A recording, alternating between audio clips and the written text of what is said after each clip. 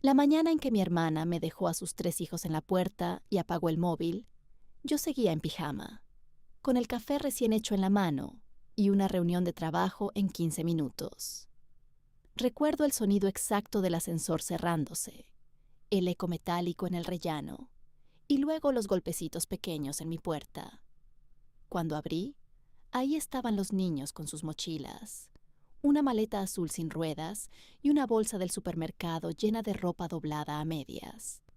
Y encima de todo, pegada con cinta en la maleta, una nota escrita con la letra inclinada de mi hermana. Solo serán unos días. No me falles. Unos días. Si ustedes han vivido en una familia donde una siempre es la responsable, ya saben que esa frase nunca significa unos días. Significa, ya decidimos por ti. Ahora sonríe y resuelve. Me llamo Lucía, tengo 34 años, vivo en Valencia, trabajo en remoto para una empresa tecnológica y, durante demasiado tiempo, mi familia confundió mi calma con obediencia.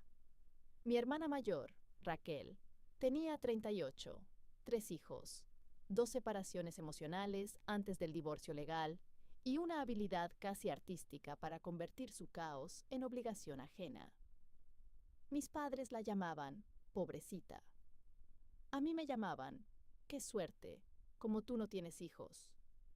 Como si no tener hijos me convirtiera automáticamente en guardería, chofer, cocinera, psicóloga, cajero automático y plan de emergencia permanente. Todo empezó mucho antes de aquella mañana. Empezó, como empiezan las peores cosas, poco a poco. Primero fue una tarde suelta. Lu, quédate con los niños una horita que tengo dentista. Después fueron 3 horas porque se retrasó. Luego una noche porque la pobre estaba agotada. Luego fines de semana enteros porque los niños contigo están mejor. Tú tienes más paciencia. Mi madre decía eso mientras cortaba tortilla de patata en la cocina de su piso de Torrent, con esa voz suave que usaba siempre antes de manipularme. Mi padre ni siquiera lo disfrazaba.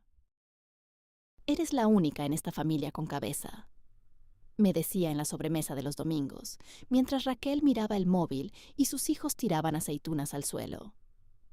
A ver si ayudas un poco, hija, que para eso sois familia. Ayudar. ¿Qué palabra más peligrosa cuando la pronuncia gente que jamás piensa devolverte nada? Durante un tiempo, hasta me lo creí. Me repetía que era temporal, que Raquel estaba pasando una mala racha, que mis sobrinos no tenían culpa. Y eso era verdad. Ellos no tenían ninguna culpa. Hugo, el mayor, tenía 10 años y una mirada demasiado seria para su edad, como si ya hubiese entendido que en su casa los adultos prometían más de lo que cumplían. Vera tenía 7 y hablaba sin respirar, pero en cuanto oía un portazo, se quedaba en silencio.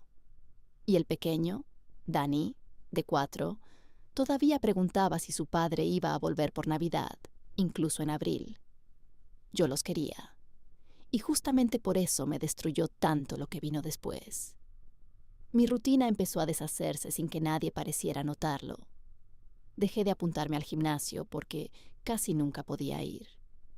Cancelé un viaje a Cádiz con mis amigas porque Raquel tenía una entrevista importantísima, que luego resultó ser una escapada de fin de semana con un hombre casado.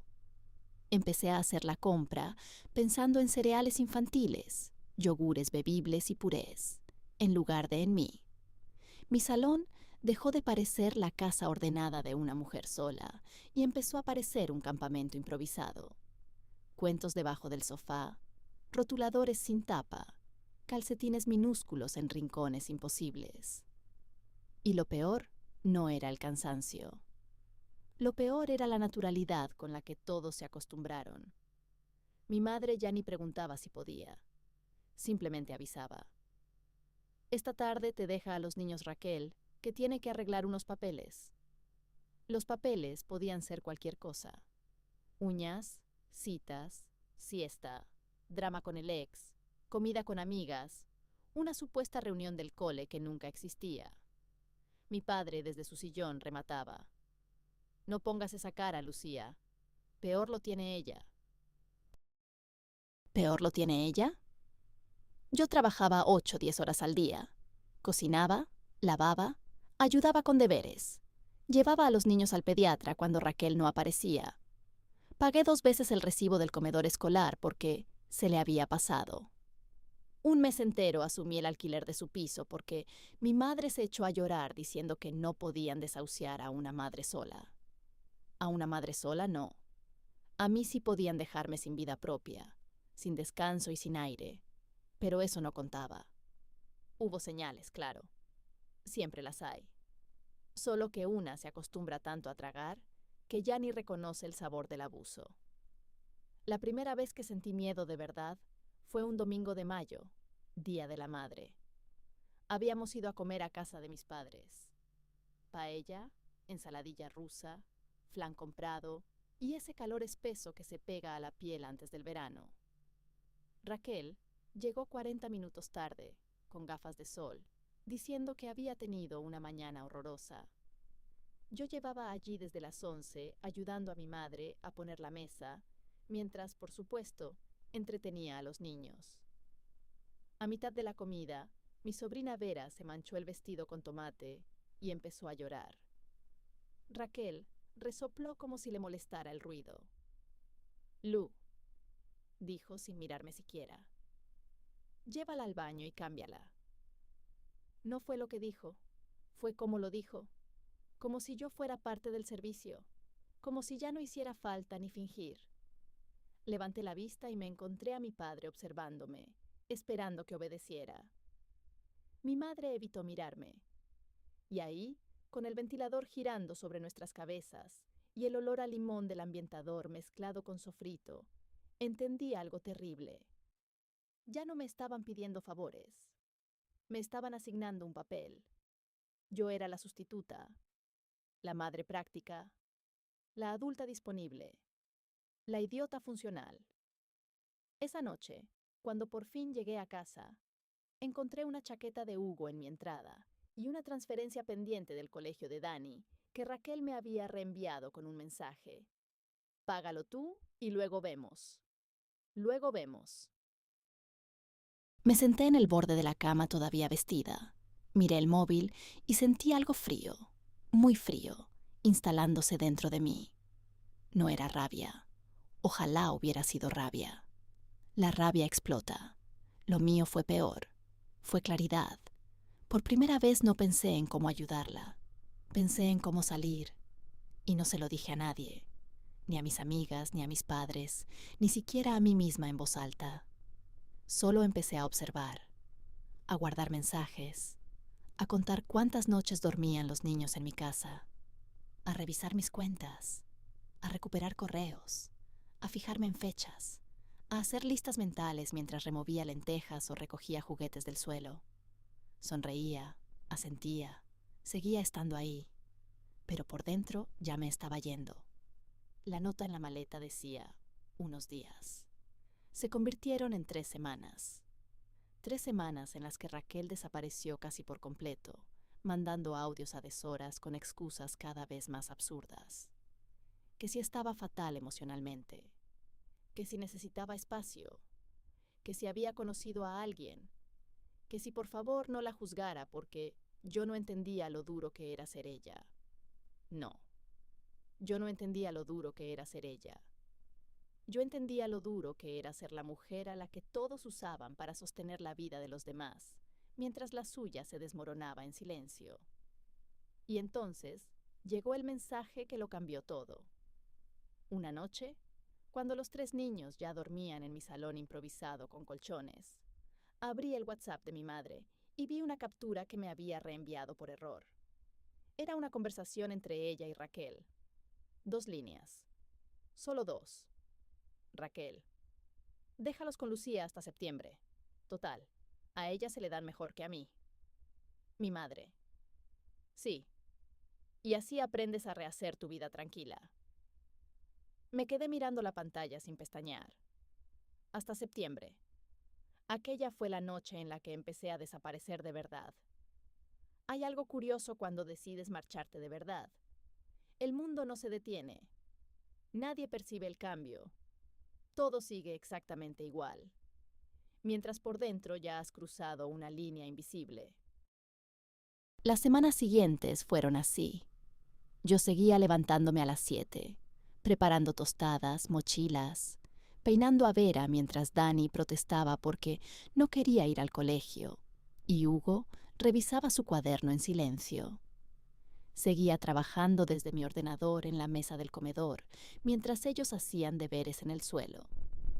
Seguía respondiendo a los audios de mi madre con un sí, claro, o no te preocupes.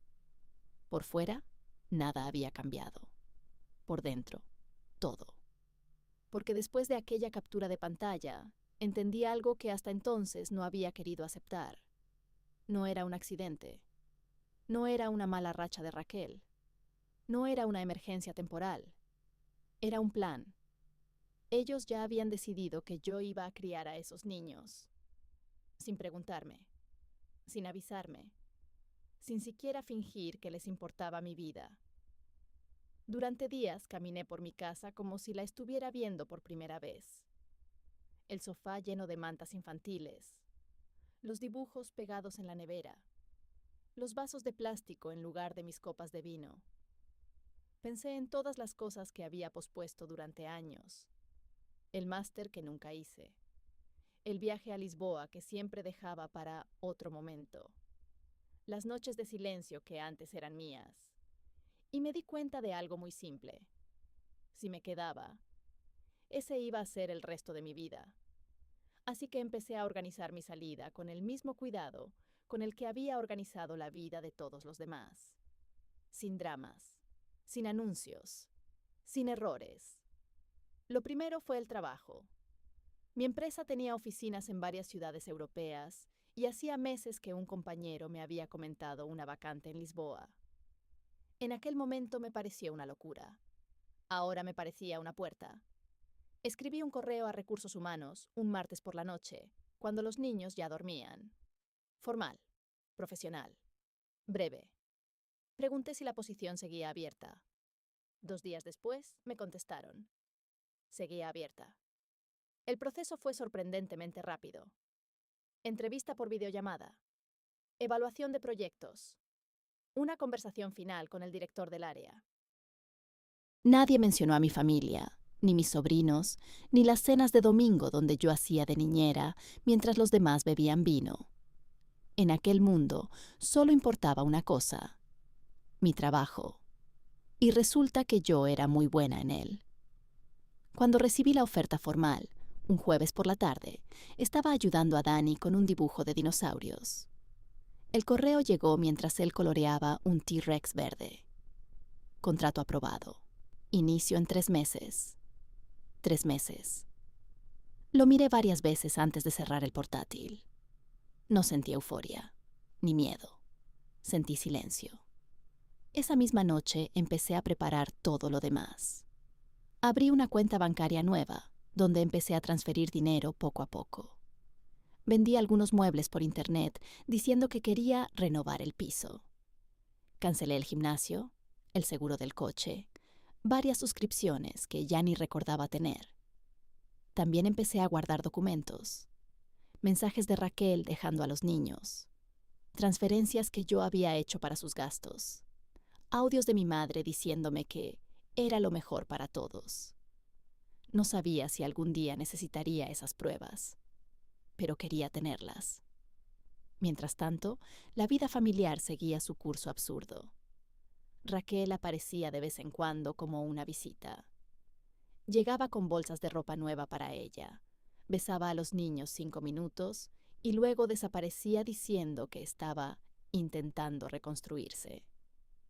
Mis padres seguían hablando como si aquello fuera lo más normal del mundo. Lucía siempre ha tenido mano con los niños, decía mi madre a las vecinas. Raquel ha tenido muy mala suerte en la vida, añadía mi padre, como si el divorcio y las malas decisiones fueran desastres naturales. Y yo sonreía, porque cada día que pasaba era un día más cerca de irme. Hubo un momento que todavía recuerdo con una claridad casi cruel. Era agosto, una tarde pegajosa, de esas en las que el aire caliente parece quedarse atrapado entre los edificios. Los niños estaban viendo dibujos animados y yo estaba en la cocina preparando cena cuando llegó un mensaje al grupo familiar.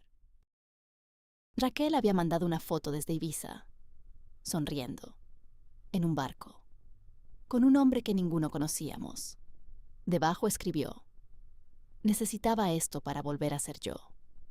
Mi madre respondió con corazones, mi padre con un «te lo mereces, hija». Yo miré la foto durante unos segundos. Luego levanté la vista hacia el salón donde Hugo ayudaba a Dani con un puzzle, mientras Vera se quedaba dormida en el sofá. Y en ese instante tomé la última decisión que me faltaba. No iba a despedirme, no iba a discutir, no iba a pedir permiso. Simplemente iba a desaparecer. Durante las semanas siguientes afiné cada detalle. Encontré un pequeño piso amueblado en Lisboa. Compré el billete de tren para dentro de 6 semanas. Organicé mi trabajo para poder trasladarme sin levantar sospechas. Y mientras tanto seguí cumpliendo mi papel perfecto. La tía responsable. La hija comprensiva. La mujer que siempre estaba ahí. Hasta que llegó la última noche. Era finales de septiembre. Los niños dormían profundamente después de un día largo de colegio. Yo estaba sentada en el suelo del salón, rodeada de cajas medio llenas. No muchas, solo lo esencial. Miré alrededor de mi casa una última vez. El silencio era tan profundo que casi dolía. Entonces hice algo que no había hecho en meses. Lloré. No por mi familia, ni siquiera por mí. Lloré por los 3 niños que dormían en la habitación contigua. Porque ellos no habían pedido nada de aquello. Porque sabían en el fondo que su madre nunca iba a volver a ser la que necesitaban. Me levanté despacio, entré en la habitación y los miré dormir. Hugo tenía el ceño fruncido, incluso dormido. Vera abrazaba su peluche. Dani respiraba con la boca abierta. Me quedé allí unos minutos. Luego apagué la luz. Salí de la casa. Cerré la puerta.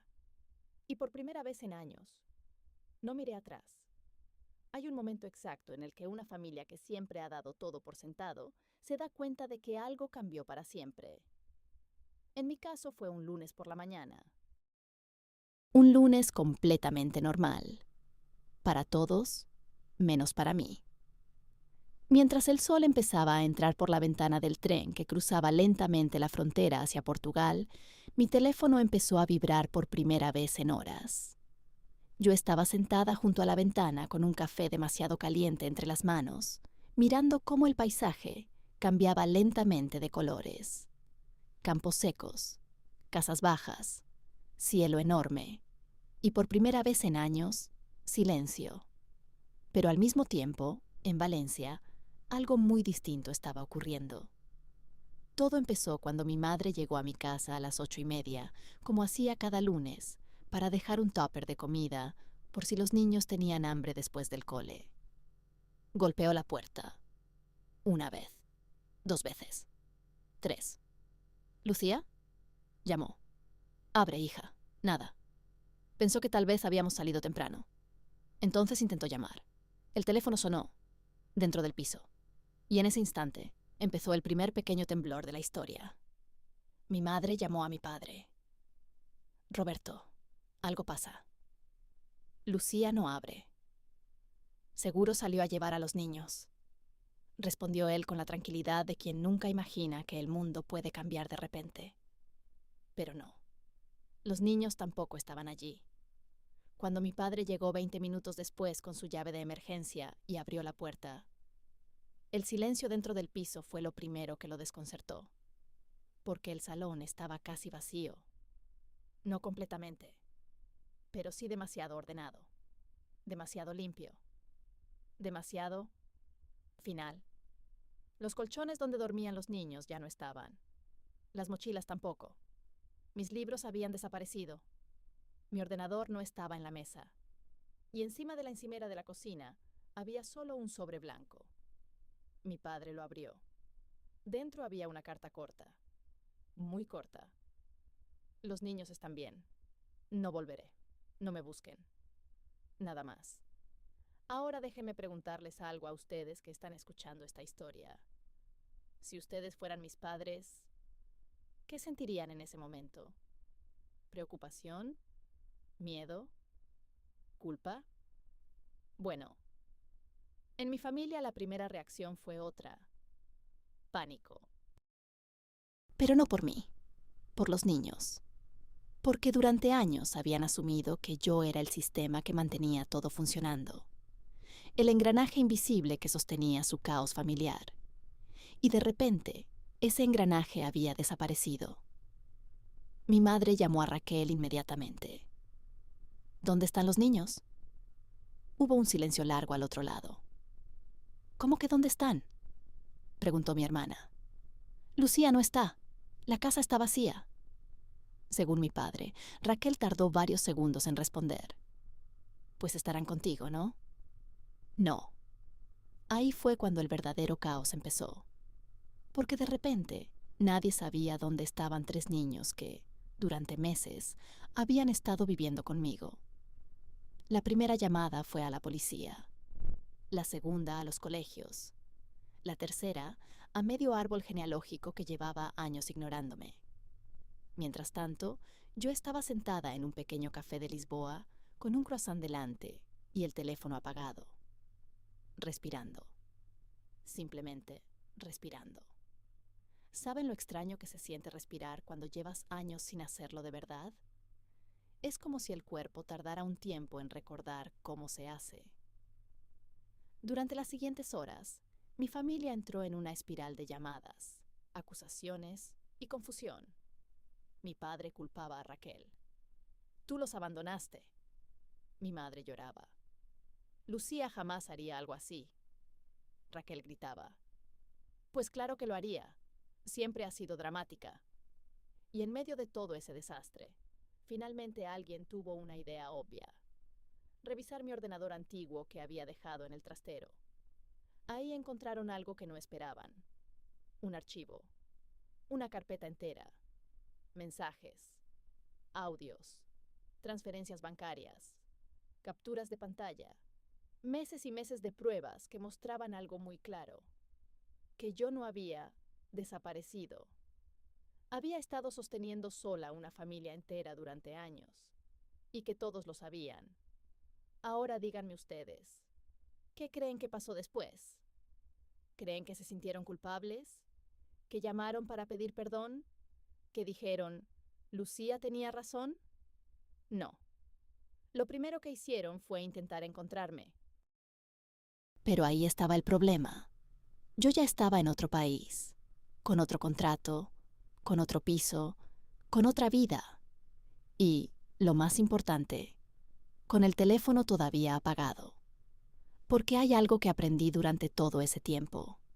Las personas que te usan durante años no cambian cuando te vas. Solo entran en pánico porque ya no estás para salvarlas. Y ese pánico, ese fue el verdadero comienzo de mi nueva vida. Ahora díganme algo en los comentarios. De verdad quiero saberlo. Si ustedes hubieran estado en mi lugar, ¿se habrían quedado por los niños? ¿O también habrían desaparecido?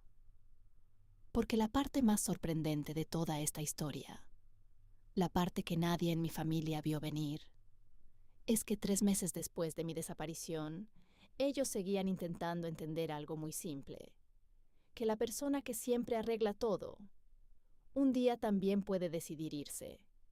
Y cuando eso pasa, ya es demasiado tarde para pedirle que vuelva. Ahora viene la pregunta que todos se hicieron. La pregunta que durante días llenó llamadas, discusiones y hasta amenazas de denuncia. ¿Dónde estaban los niños? Porque cuando mis padres encontraron mi casa vacía, cuando vieron que yo había desaparecido, cuando descubrieron aquella carpeta llena de pruebas, había algo que seguía sin encajar. Hugo, Vera, Dani, 3 niños, 3 mochilas desaparecidas, 3 camas vacías. La policía hizo la misma pregunta que ustedes probablemente están pensando ahora mismo. ¿La tía se llevó a los niños? Y durante unas horas, esa fue la versión oficial de mi familia.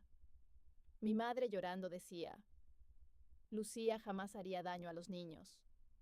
Mi padre repetía, seguro los tiene con ella.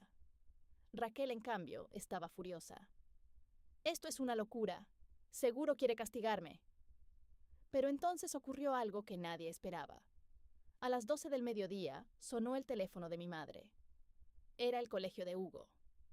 Señora Carmen, dijo la directora con voz calmada. Solo queríamos avisar que los niños están bien. Mi madre se quedó congelada. ¿Cómo que están bien? Están aquí. Hubo unos segundos de silencio absoluto. ¿En el colegio? Sí. Los dejó esta mañana una mujer que figura como contacto autorizado. La mujer. Yo. Pero no fue exactamente así. Permítanme explicarles lo que realmente pasó. La última noche antes de irme, yo no dormí casi nada. Preparé las mochilas de los niños como cualquier otro día. Dejé sus uniformes doblados. Les preparé desayuno para la mañana siguiente. Incluso dejé un calendario en la mesa con los horarios del colegio. Porque aunque mi familia nunca quiso verlo, yo sí pensaba en ellos. Y a las 6 de la mañana los desperté. Hoy vamos a madrugar un poco más, les dije. Hugo me miró en silencio. Era demasiado inteligente para su edad. ¿Te vas a ir?, preguntó. Esa pregunta todavía me rompe el corazón cuando la recuerdo, porque los niños siempre saben más de lo que los adultos creen. Me senté junto a él. Voy a empezar una vida nueva, le dije. Pero ustedes van a estar bien. Vera empezó a llorar. Dani solo me abrazó fuerte. Ahora díganme algo, ustedes que están escuchando esto. ¿Qué harían en ese momento? ¿Llevarían a los niños con ustedes? ¿Los dejarían? No hay respuesta perfecta. Pero yo tomé la decisión que creí menos injusta para ellos. Los llevé al colegio. Les di un abrazo largo. Hugo me miró con esos ojos serios otra vez. ¿Vas a volver? Le dije la verdad. No. Y antes de irme le dejé algo. Un sobre pequeño dentro de su mochila. Dentro había dinero suficiente para varias semanas. Y una carta para la directora del colegio explicando todo. Todo. Cómo los niños llevaban meses viviendo conmigo. Cómo su madre casi no aparecía. Cómo mis padres habían permitido que todo eso ocurriera. Cuando la directora leyó esa carta, lo entendió todo. Y llamó inmediatamente a los servicios sociales. Porque, verán, yo no desaparecí dejando un caos. Lo dejé documentado. Mi familia pensó que podían seguir usando mi vida como si fuera un recurso infinito. Pero lo que no sabían era que durante meses yo había guardado cada mensaje. Cada transferencia. Cada audio donde Raquel decía cosas como, déjalos contigo otra semana. No puedo ahora. Estoy ocupada. Tú sabes cuidarlos mejor. Todo estaba ahí. Cuando los trabajadores sociales llegaron al colegio ese mismo día, ya tenían suficiente información para empezar una investigación. Y por primera vez en años, mi familia tuvo que responder preguntas. Preguntas incómodas. ¿Quién era realmente responsable de esos niños? ¿Por qué estaban viviendo con su tía? ¿Por qué su madre estaba de vacaciones mientras otra persona los criaba? Raquel entró en pánico. Mis padres también. Durante semanas intentaron encontrarme. Me llamaron. Me escribieron. Incluso llegaron a amenazar con denunciarme. Pero había un pequeño problema. Legalmente, yo nunca fui la responsable de esos niños. Solo fui la persona que durante años evitó que el desastre saliera a la luz. Hasta que decidí dejar de hacerlo. 3 meses después, los niños terminaron viviendo temporalmente con mi tía Pilar, la única persona en la familia que realmente quiso ayudar. Raquel tuvo que empezar terapia obligatoria. Mis padres dejaron de hablar de mí como la hija responsable. Y yo, bueno, Yo estaba sentada en un balcón en Lisboa viendo el océano por primera vez en años. Sin gritos, sin culpa, sin responsabilidades que nunca debieron ser mías.